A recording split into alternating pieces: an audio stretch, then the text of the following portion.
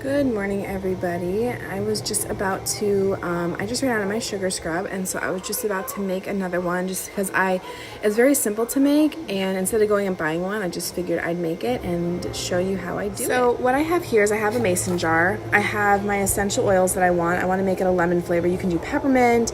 You can do honestly, anything that like grapefruit, anything your heart desires. I have lemon, I'm using it. I have a mixing bowl and spoon. So the sugar I chose to use is coconut sugar, and that's what I am choosing. You need 1 cup of it.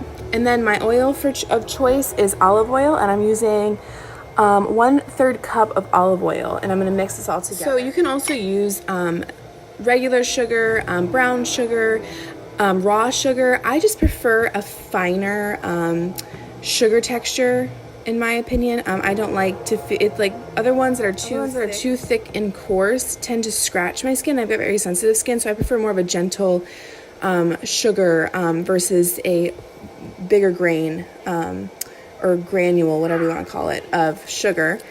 So I typically, when I shower once a day, I don't wash my hair every single time in the shower, but I wash my body. And you don't want to exfoliate, just like with your face, you don't want to exfoliate every single day because you could be stripping your skin, and it's too harsh. So depending on like the weather and the climate, like if it's winter, I might exfoliate, 2 to 3 times a week, or I just tend to do it once or twice. Listen to your body, listen to your skin. It's a great indicator of, if you need to do it more or less. And there's so many benefits. You obviously take off that dead layer of skin, and you allow your other moisturizers and shampoos to penetrate your skin better, so they're actually working. And it helps with circulation, and it's just a really good thing to do. Our skin is obviously our largest organ, and we need to take care of it. So this is what I'm doing today. And for us Florida girls who wear flip-flops all the time, I love this recipe to put on one of these pumice. Mr. Pumice, you can buy it like Sally's, and it'll take the dry skin right off your heels in no time and make you flip-flop ready. Okay, so let's get to mixing. I'm gonna take my cup of sugar, dump it in my bowl, my olive oil.